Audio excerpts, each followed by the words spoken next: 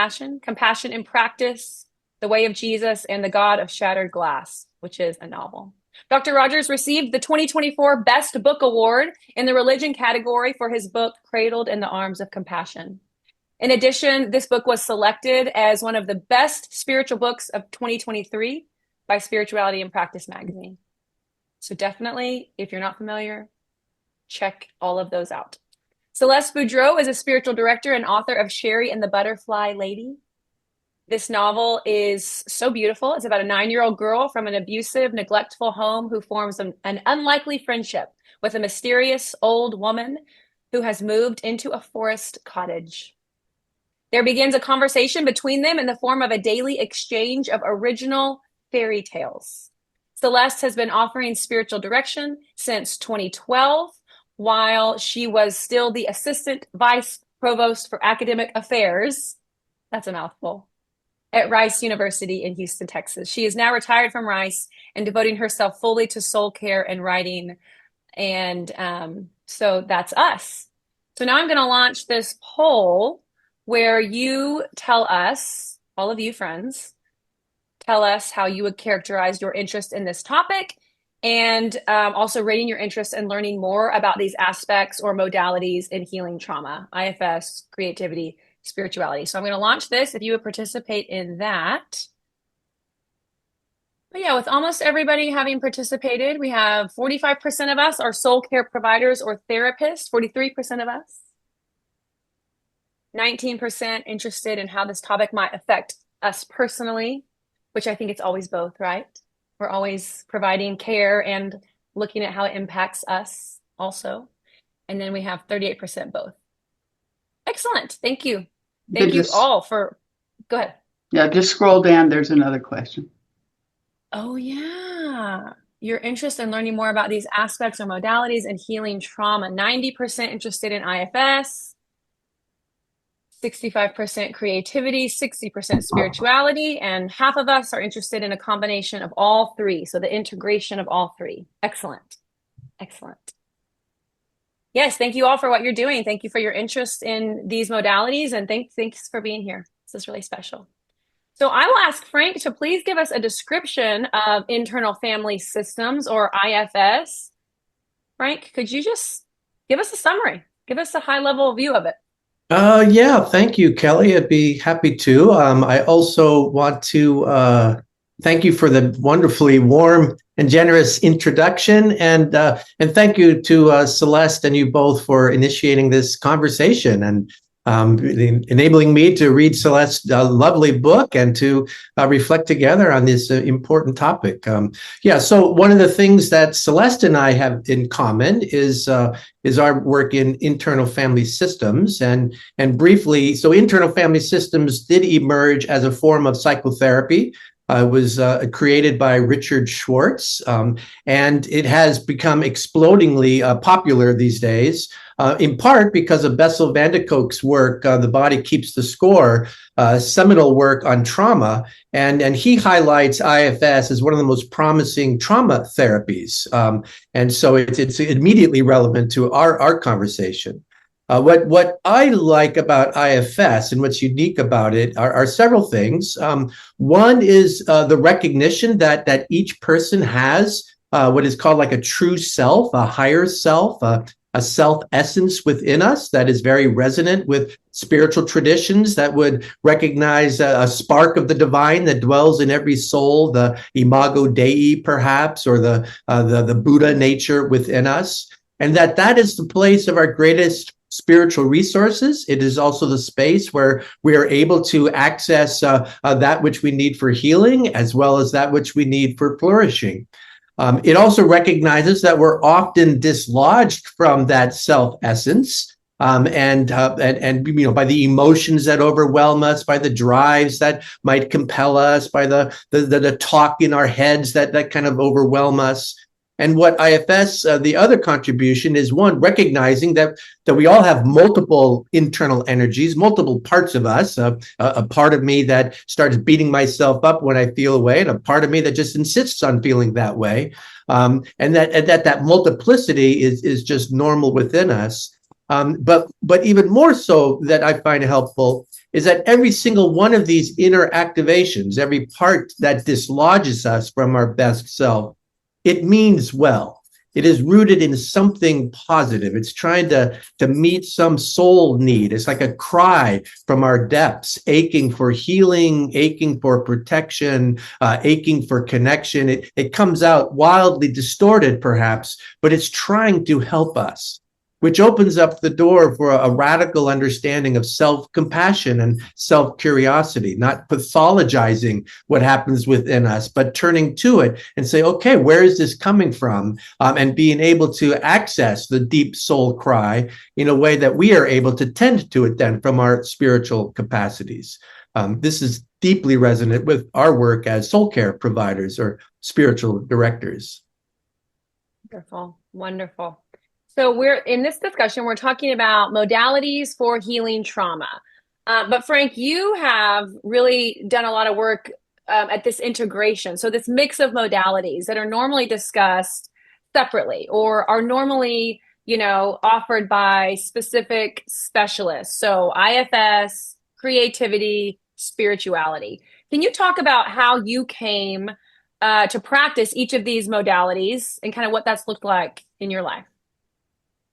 Yeah. So for me, I mean, this emerged out of my own trauma history and my own search for recovery and looking for resources within when I was overwhelmed by the rages and the despairs and the self-cutting and all of the shame that would kind of overwhelm me, looking for resources that would help me to be able to tend to those and find some well-being and emotional regulation, and came across a lot of both spiritual practices but also therapeutic practices that really kind of demonize our emotions or try to handle them or try to make us not feel those ways and try to buffer up resilience, for example. And for me, that was always like trying to push a buoy underwater. I mean, it never really was able to tend to the rages that would just overwhelm me or the crippling self lacerations and whatnot. And so it was coming to find spiritual practices that helped me be able to tend to those with curiosity and eventually with compassion that really helped me find resources to recover from my own trauma. And so that was decidedly a spiritual journey because it helped me, one, access my own, that spiritual essence within where those capacities for healing are, but also where I found a deeper connection to the sacred source that I think sustains all of the universe, and that sacred source being one of just infinite compassion, and being able to be held and cradled in that kind of a sacred source was enormously healing and restorative. And so developing spiritual practices that enabled me to tend to my own inner cacophonies, which became very resonant with internal family systems. When I discovered it, then I ended up becoming trained in that and continued that as a modality as well. It's wonderful. So for you, why is it important that the three modalities be sort of housed within the same conversation? Like, why the integration between IFS, creativity, and spirituality? I guess I kind of see this as maybe a three-legged stool or as a pyramid with three different faces. They really do intersect with one another. For example, creativity. I mean, creativity, I think, is its own spiritual path. I mean, creativity is a way of accessing that life current that flows throughout the universe. Was deeply informed by Julia Cameron's work, The Artist's Way, where she really argues, I mean, that there's like a spirit of creativity, that life force that just animates the universe. What Hildegard of Bingen would call the greening power of God. I mean, it's that life force that brings the blade of grass coming out of concrete and in the midst of whatever death we might be dealing with or any forces that are trying to beat us down. There's this life force that is trying to break through and claim hope and life and love and resilience in the midst of that. And so creativity itself is restorative. It's spiritually restorative. And in whatever modalities that we find that. in terms of trauma, I find it particularly helpful and important for several reasons. One, trauma is also a spiritual injury. I mean, it's a bodily injury, it's an emotional injury, it's a relational injury, but it's also a soul injury. James Garbardino actually calls trauma a reverse religious experience, which is to say that, a religious experience is when we encounter a numinous reality that is greater than ourselves, that restores us and heals us and empowers us. Trauma is like a reverse religious experience. It's being encountered by some reality that's overwhelming and larger than us, whether that be the brute force of an abuser or an army that's invading our country or a natural disaster, a hurricane. It's encountering an overwhelming life force that is debilitating and distressing and dysregulating. And what that does is it shakes us out of our own deepest sense of self. Who am I in the world, and where my capacities are to be able to survive such overwhelming trauma. But it also shakes the very foundations of our meaning, right? It's like, is the universe capricious then? However we understand what the universe is it something that is we're always going to be threatened by and endangered by? So it cracks open the very foundations by which we make meaning and make purpose. And so part of healing from trauma is being able to find ways to re-access our own spiritual centers, but also find some credible way of connecting with a life force or a spiritual reality that is able to nurture resilience and vitality, even in the face of overwhelming trauma and oppression and beating us down. So creativity is very integrally connected with spirituality and trauma healing. Yeah, it offers that counter experience, because trauma is not something we can just think our way out of, right? Or talk our way out of. It has to provide a counter experience. And yeah. IFS and creativity give us, in their own way. Wow, that's good. Exactly. That's exactly right. We can't talk our way out of what we've experienced. So we have to have a counter experience. And IFS offers that. Spiritual practices offer that. And creativity offers that as well. Yeah. That's good. That's so good. Thank you, Frank. Okay. Yeah, go, please. One other thing about creativity, one of the problems of trauma is that when we experience trauma, we get overwhelmed by the rages, by the emotions, by the self-talk, the shames, and the way to be able, art and creativity offers us a way to be able to engage that experience without being swept back up into all of its power. So we can go back and write a memoir or write a novel about our past abuse with a little measure of distance, without getting sucked back into all of the memories and the flashbacks that are debilitating. So creativity offers us a way of making meaning and metabolizing all of the effects of trauma in a profoundly healing and restorative way. That's good, y'all. Yeah. Creativity offers us the opportunity to metabolize. Yeah, that's good. Yeah, making That's music good. out of it, writing poetry, right? Writing a novel. Exactly. Yeah, thank you.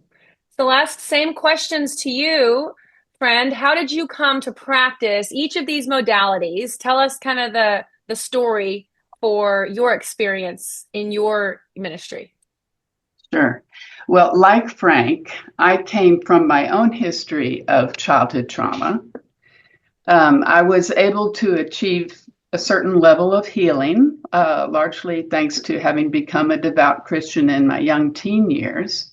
I experienced, of course, the love of God and the love and support of a Christian community that helped to mitigate the damage inflicted in my family of origin. So spirituality also for me has always been integral to my approach to soul care and healing. So, but some of my coping mechanisms eventually caught up with me. Even though I was, relatively successful in my life as a minister's wife and mother and my career as a university administrator, my survival strategies in childhood perfectionism and drivenness with the side effect of anxiety brought me to a health crisis about 12 years ago. It really knocked me off my feet. And I was desperate to recover from that. And that desperation led to my second half of life journey, which included me becoming a spiritual director and learning how to do different practices like centering prayer. At the same time, I pursued medical and therapeutic interventions, including medication and counseling, EMDR, which were also helpful, but just to a point. But what was interesting is that as I continued to work on my healing from my childhood trauma, I feel like God led me, independent of anybody else's guidance, to use art to first allow Jesus to reparent me. So, for instance, I began drawing simple line drawings of Jesus in the role of my father, giving me the kind of love and attention that as a young girl I didn't receive at home. And then another time I wrote and recorded for myself a beautiful lullaby called Sweet, Sweet Little Baby Girl, sung as if from Jesus to my infant self, that I would put on headphones and listen to it at night in my bed when my anxious thoughts kept me awake, and that really helped. And I also wrote a poem from my adult self to my teen self.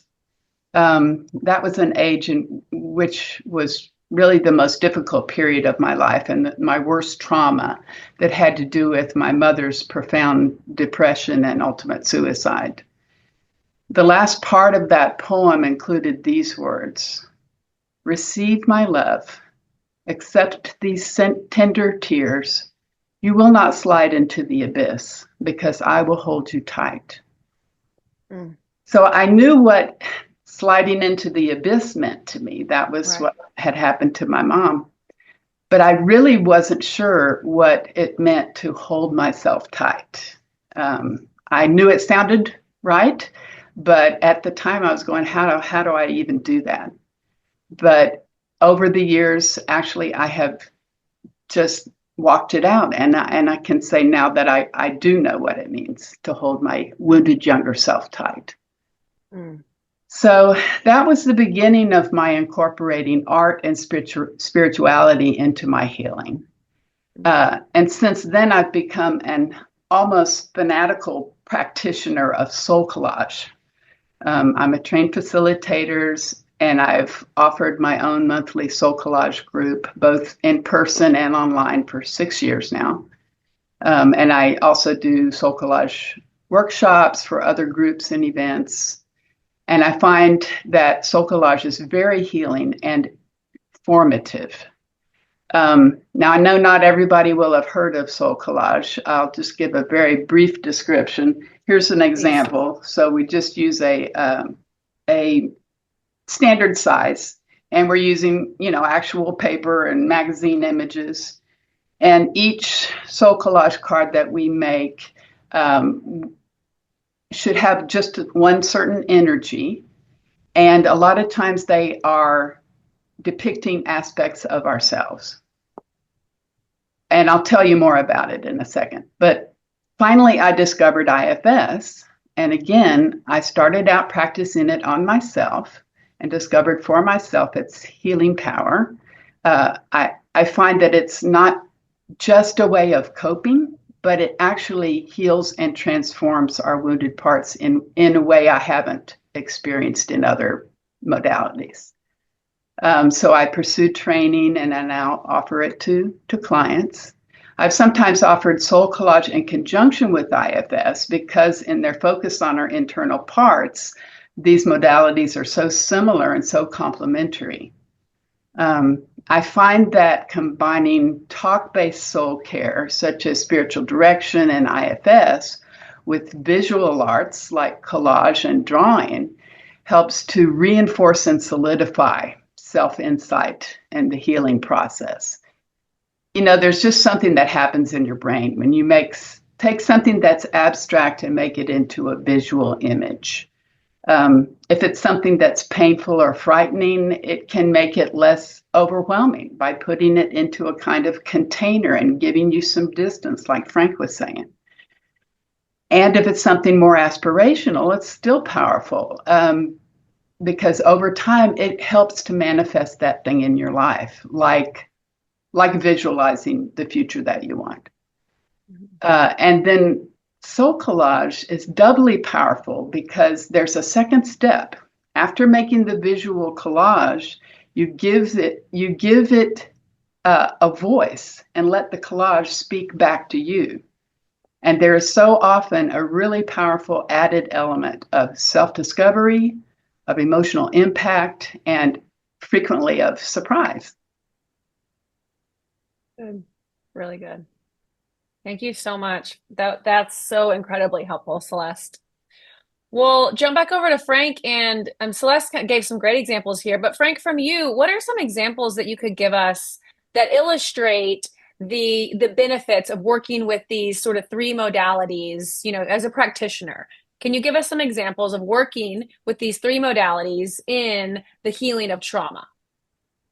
Yeah. And first of all, thank you, Celeste, for that really tender offering. That's beautiful. I too love soul collage, and that's just a gorgeous way of describing a way of kind of working with the trauma symptoms and emotions and bringing something sacred into it. And it reminds me of the ancient practice of the healing of memories, where we are invited to bring a sacred presence like Jesus into some of our memories, and how powerfully healing and restorative that can be.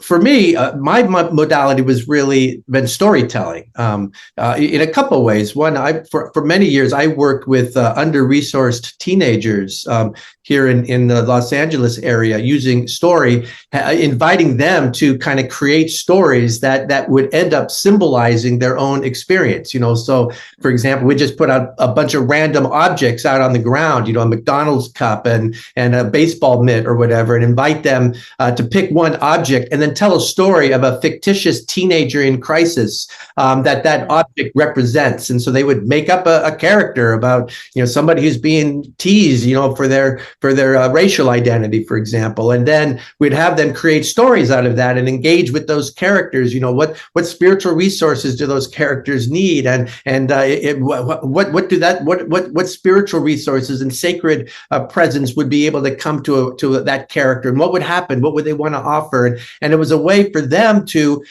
kind of metabolize and to engage what was going on in their inner worlds in a indirect way. I mean, they weren't telling, hey, this is my story of trauma, but they were working through the different emotions and the experience, feeling like their pain was being heard, but also that they had some agency in being able to transform the conditions that was happening within that, which is what trauma robs us of, right? So that it could be profoundly healing of trauma, and that was my own experience too. In my own recovery journey, it started out where I decided to write a novel that you had alluded to, which was not my literal story. It was a symbolic story. It was the characters that I could really identify with. But since I was writing about a character that was not exactly me, but yet I knew this character because I felt exactly what he felt like. I was able to both be able to kind of let him tell the truth of his experience and really have that honored in a way that I felt my own truth was being able to be held and honored. And so there was a healing restorative process in the midst of that.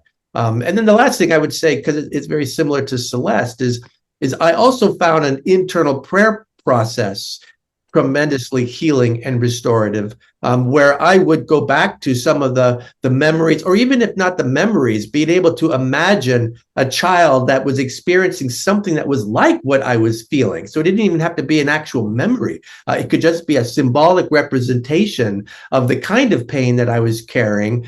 In other words, a part of me that was holding that particular trauma, and then inviting a sacred presence to come and be with that wounded one, like the way the Ignatian exercises might invite us to do. And that was a tremendously imaginative and restorative process as well. Wonderful. Celeste, you gave wonderful examples with soul collage. Do you have other examples for us that would help us understand how you really use these three modalities in places of ministry for the healing of trauma? Do you have other examples you could give us? Sure. I can give an example of someone that I've worked with. There's one particular woman, I'll call her Gloria, and she has given me permission to share her story. But Gloria has been a member of my soul collage group for the whole time that I've been doing it. And I was aware that she had a traumatic childhood. For example, she had mentioned that she was unable to remember big chunks of her childhood, which can be a sign that there was serious abuse going on. But I didn't know the details of her story. And so when I did an IFS Soul Collage pilot, I invited her to participate in it. And she took to the IFS right away. And very quickly, every IFS session that we had, she was having healing breakthroughs. She would often come into our sessions disturbed or agitated or kind of just scattered. But by the end, her whole countenance and body language had changed, and she reported feeling so much peace and joy. And she did the work. She would continue checking in with her parts between sessions, and she just intuitively started taking care of her inner family of children and other parts as needed in the moments of her day. And over the time that I've worked with her, IFS has facilitated such a dramatic change in her life that it pretty much everyone who knows her has started commenting to her about how much happier and brighter she seems. So she says that Soul Collage gave her a lot of self-awareness and understanding of her inner world, and that IFS gave her the tools to actually work with those parts in a more direct and healing way. Wow. That's incredible. And what about the spirituality piece with that, Celeste? Was there an integration of, was it in a religious context? Yes. A lot of times, especially in the beginning, she would visualize Jesus coming and ministering to those children as she was working with them imaginatively. So beautiful. So wonderful to be able to walk with someone as they access their own internal resources, isn't it? What a beautiful gift. Wow. Thank you so much for sharing that. Okay, I'm going to post right now, friends, the compassion-based spiritual direction training program, and I'm going to ask Frank. So Frank, we understand that in September, the Center for Engaged Compassion will be offering an immersive 9-month program. This is compassion-based spiritual direction training, y'all. So I'm going to give you the link right here. And I'm going to ask you, Frank, could you tell us about this training? Who is it for? What would we learn? Will it lead to a certification? Kind of tell us about this program and kind of who it would benefit.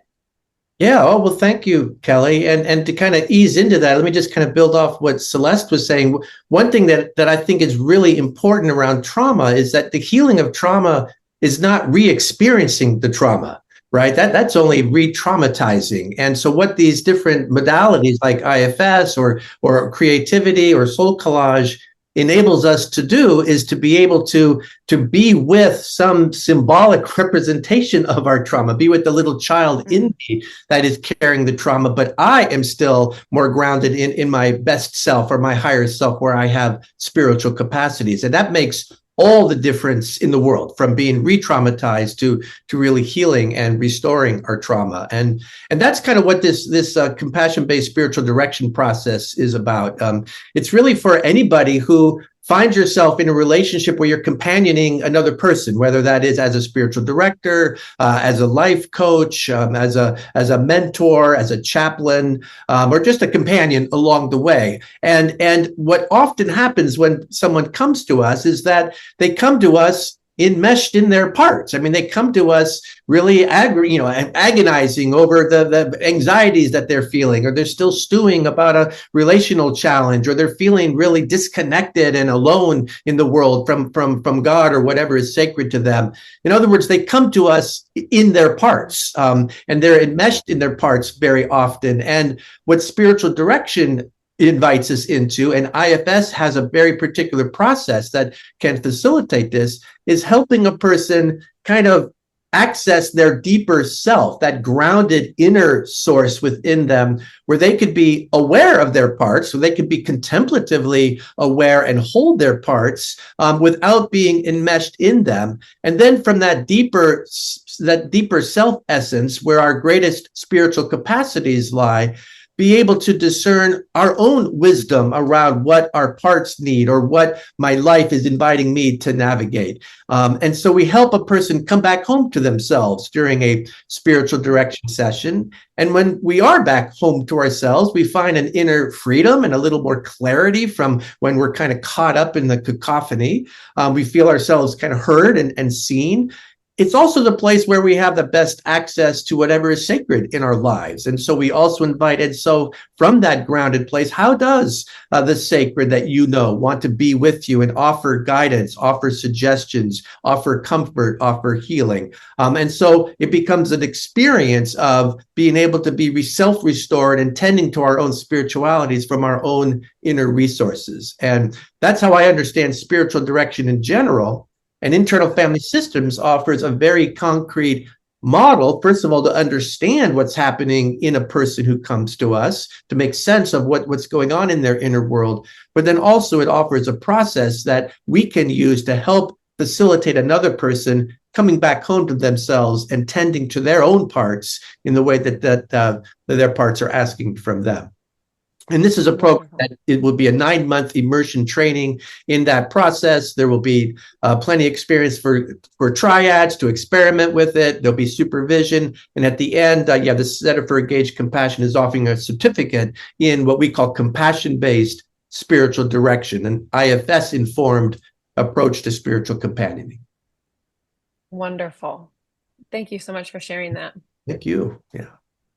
Frank, let's talk for a second about the many books that you have written, which I've listed many of them: Christian, nonfiction books, fiction, your memoir.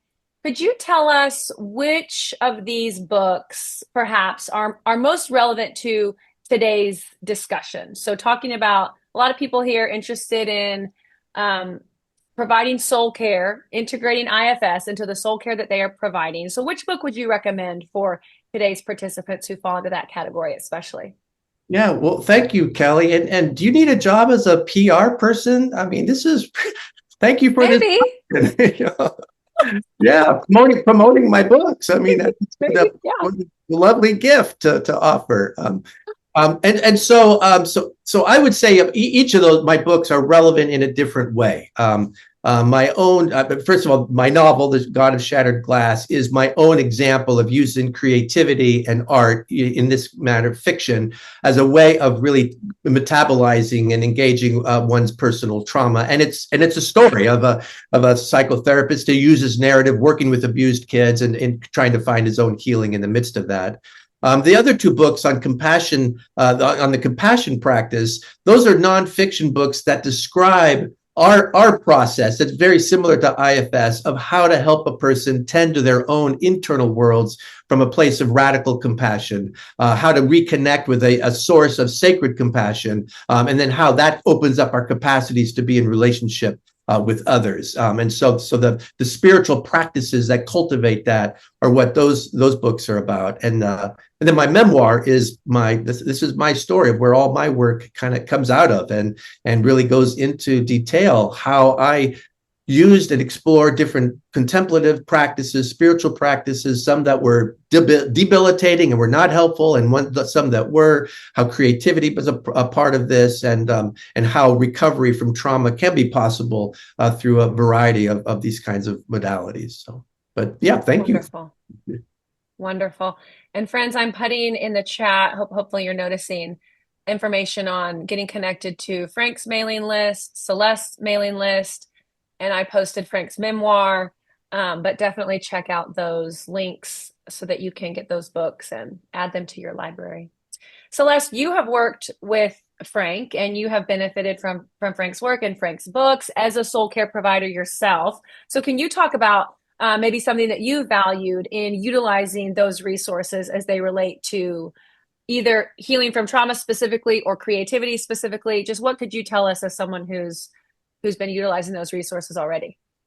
Yeah, the first book of Frank's that I read was his memoir, Cradled in the Arms of Compassion, which really blew me away in its vulnerability and its dramatic illustration of healing from severe childhood trauma.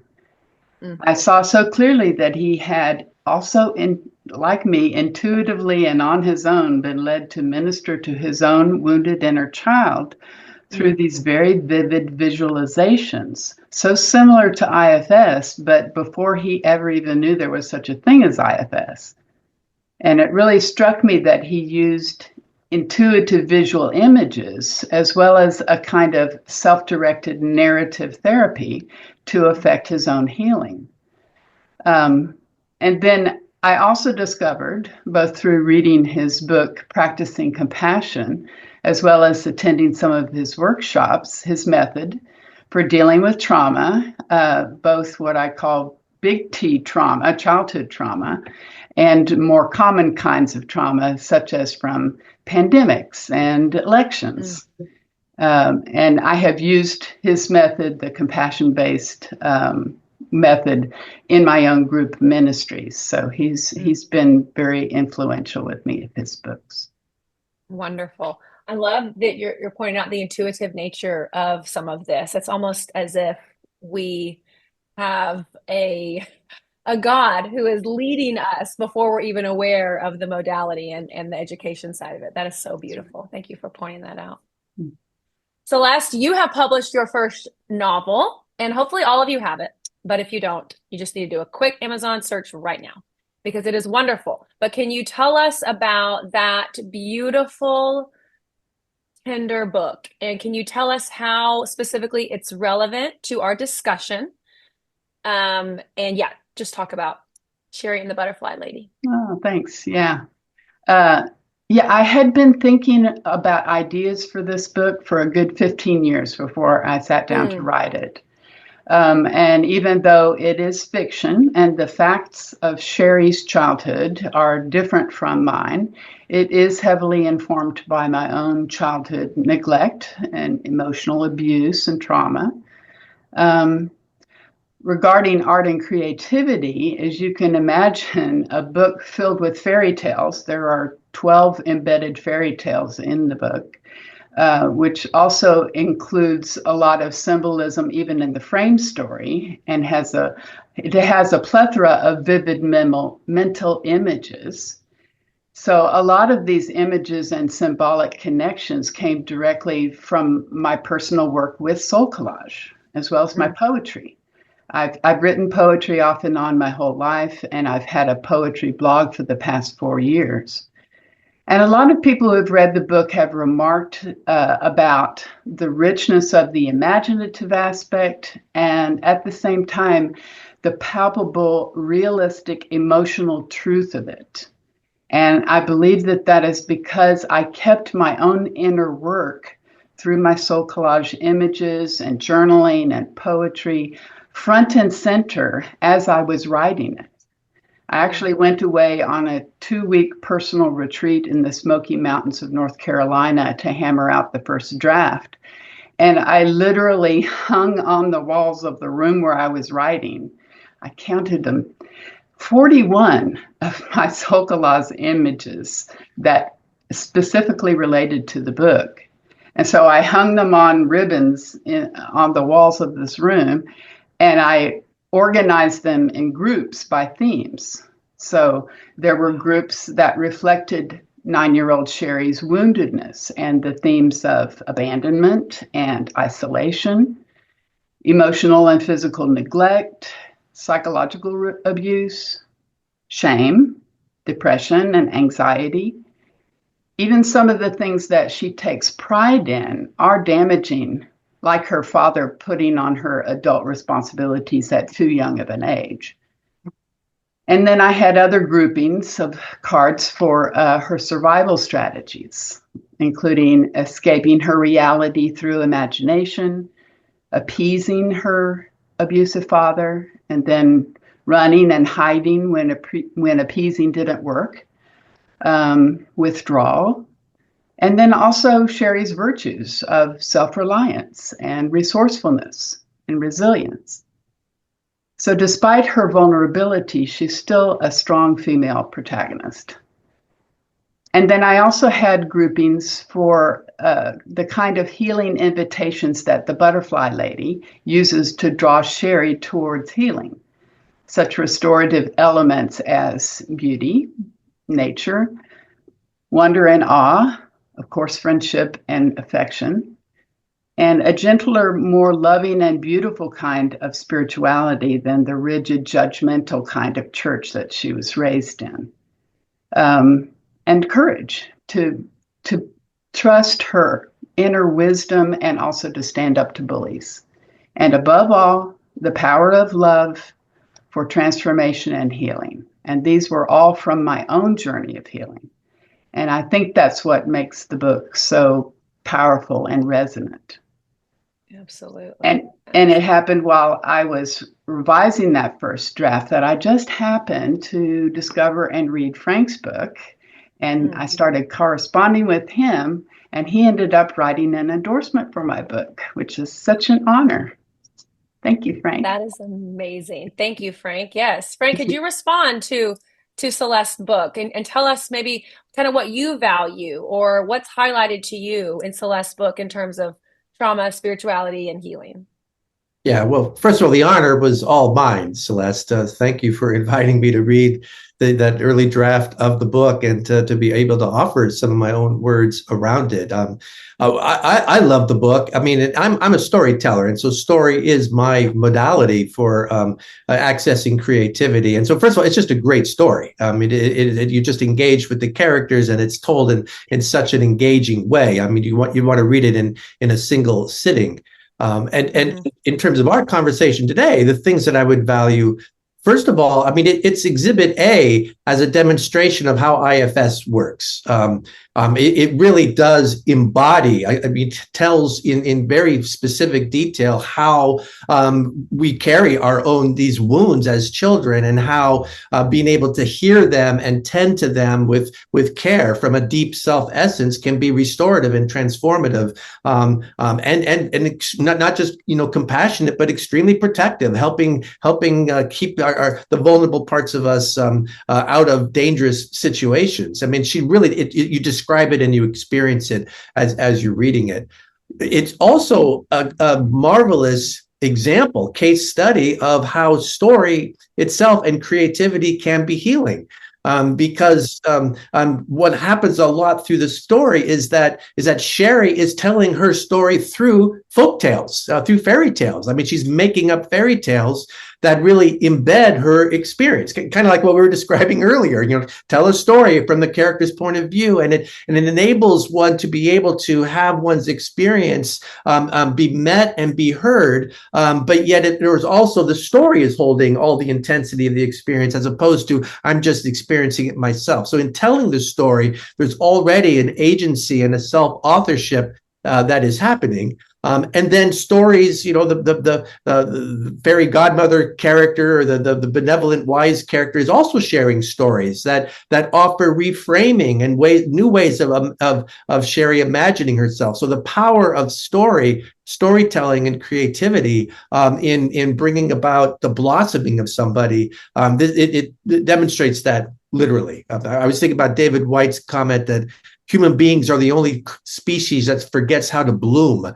In this book, you're watching Sherry bloom as she is surrounded by care and loving attention. And then the last thing I would say is it's a lovely, shows how agency can reframe stories and even critique some stories. Not all stories are energizing or life-giving. And so, for example, the story of we need to find a Prince Charming that is going to then love us and give us all that we need. This book kind of turns that upside down and say, yeah, we need love to be able to bloom and to heal and to restore, but not from a Prince Charming character, but from self-compassion, from accessing the capacities for love within ourselves and being able to cultivate our own healing in participation with that creative life force that is holding us as well. So it's a primer on creativity and IFS and healing from trauma. It's beautiful, and it's just a great read. So yeah, thank you for writing it. It is beautiful. And I did read it in one sitting, actually. I could not put it down. And for anyone in your context, friends who are interested in IFS, Sherry and the Butterfly Lady is just a wonderful introduction because it's so digestible and beautiful. And it's just like Frank said, it's just a wonderful story. So highly recommend. Okay, so we have about 12 minutes left, friends, and I know that you have questions. So if you would either unmute yourself, you could ask the question, or you could put the question in the chat. But we'll turn our attention right now to questions that you have for Celeste or for Frank about anything that we have discussed, whether it's their books, whether it's IFS, creativity, spirituality, the integration of all the modalities. Let's do that now. Somebody asked about the audio books. Yeah, my book memoir is an audio book. I actually had the good fortune of being the narrator of it, so it comes in my voice, which was its own powerful experience. And Celeste, is yours going to be an audio book as well? Yes, in fact, it's already been recorded. It should be coming out any day, really. Lovely. Can Celeste share about what IFS creative exercises might look like in a group setting versus an individual setting? Okay, Celeste, that's from Krista. Yeah. No, I have attempted to do IFS exercises in a group setting. I find it difficult, though, because each person is doing their own, they can't respond out loud in a group setting. So you don't know, the leader doesn't know where they are and when it's time to move on. So what I have done is have individual sessions with people for IFS, but then have the group come together for a soul collage session. Wonderful. And Frank, what about you? The difference between facilitating a group versus individual setting with IFS? Yeah. So like Celeste, I find myself often actually in circumstances where I'm leading a group in these practices and teaching these practices, and so will actually facilitate them in an IFS-like engagement with their inner world through a contemplative practice of some form or other. And I do that as a teaching exercise to try to help them get a sense of the rhythm and flow of stuff. But in terms of actually facilitating any one person's engagement with their parts, it's hit or miss, because like you say, we don't know what they're not speaking out loud, so you can't kind of track what's happening. But it can be a helpful exercise in being able to introduce people to this way of tending to our inner world that is radically hospitable and welcoming and compassionate. There is also, I do occasionally, is group spiritual direction, and you can incorporate IFS into that. And usually, what that would involve would be it would still be kind of one-on-one. It would be like in a group setting, one person would say, "Yeah, I have something I would like to bring to work on," and then as a spiritual director or facilitator, I would engage that person. Tell me about it and what's going on with you, and what if you just listened to that, while the rest of the group is just kind of staying in what we would call in that self energy, just kind of staying in a place of compassion and care and holding with hospitality this person with a lot of sacredness, and that might go on for 10 minutes, and then you would go to somebody else in the group, and so it's doing one-on-one kind of soul work in a group setting, as opposed to leading the entire group as one through these internal processes, which has its own challenge. That's great. Very helpful. Krista, any clarification on that? Did that answer your question? was really good. Thank you. Yeah, I was just trying to imagine it when you were saying that you were doing the soul collage and the IFS groups together. I was imagining how do you engage IFS in a group? But that makes a lot of sense. Like you can introduce the concepts and let them think about it, but you're not going deep into their parts work. Like you do that more individually. So very helpful. Thank you. Great question. Other questions, friends? Are you aware if there are churches or spiritual organizations that are starting to asking for more information about IFS to incorporate it in their something that they can provide services or help they can provide their parishioners, whatever the individual is, whoever. Thank you, Terry. Thank you, Terry. Yeah, that's a great question. Celeste or Frank, are y'all aware of churches specifically who are integrating this type of work? Yeah, that's a great question. And so there's not a lot that I'm aware of that's exploring it in that particular capacity. I teach IFS kind of as a spiritual path at a School of Theology, Claremont School of Theology, which many of our students are training to become pastors and leaders of faith communities. And I do a segment on how you might begin to think about incorporating IFS as a pastor or as a minister into kind of the culture of a faith community. But I haven't gone further than that. The one person I know that has done a lot of work on that, her name is Mary Steege. Steege, and she has a book called The Spirit-Led Life, which is trying to explore IFS in relationship to Christian theology. But she herself is a pastor and does work as a consultant for faith communities, trying to help churches to incorporate more IFS. But she hasn't written on that particular side of it, and I don't know of any training or any broad swell movement around that. But that would be a great thing for someone to take on. How to create a culture of IFS inspired spirituality in a faith community. That's great invitation. It's beautiful, Terry. Celeste, what would you add? Well, and I don't have much to add, but I think it is helpful for churches to be trauma informed in general. Yeah. Yeah, and that's so important. Thank you, Celeste. And there is a lot of work being done on that. Janine McConaughey has got a book called Trauma in the Pews that's extremely helpful about trying to help congregations become trauma informed. And there are a number of organizations that are really making that a priority. So that is really important. Great. I have a question. Yes, ma'am. What projects are y'all working on now?